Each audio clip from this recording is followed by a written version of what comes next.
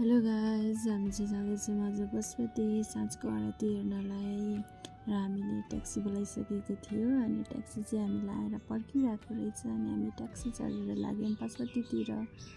अनि हजुरहरूलाई थाहा छँदैछ काठमाडौँको जाम कति धेरै हुन्छ भनेर, अनि जाममा रोकिँदै रोकिँदै अनि हामी पुग्यौँ पशुपति।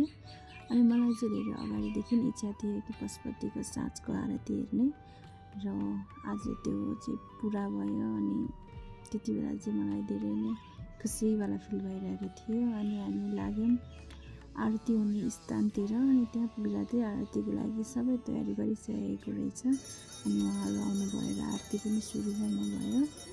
अनि हल्का पानी पनि परिरहेको थियो अनि पानी पर्दा पनि उहाँहरूले आरती रोक्नु भएन, आरतीलाई निरन्तरता दिनुभयो र हामीले पनि एक ध्यान भएर अनि आरती हेऱ्यौँ। हेरिरहँदा चाहिँ कस्तो अर्कैवाला फिल भनौँ न, शान्तिवाला फिल भयो कि। अनि ठ्याक्कै त्यही बेला अनि आकाशमा यस्तो मजाले गडाङगडुङ गरेर बिजुली चम्केको कि त्यो देखेर झन् छुट्टै फिल भएको। कसरी भनौँ अब त्यो केही चिजहरू पुरा भएको जस्तो कि भगवान्ले आशीर्वाद दिएको जसरी। अनि यसै गरेर आरती पनि सकियो अनि हामी फर्क्यौँ घरतिर।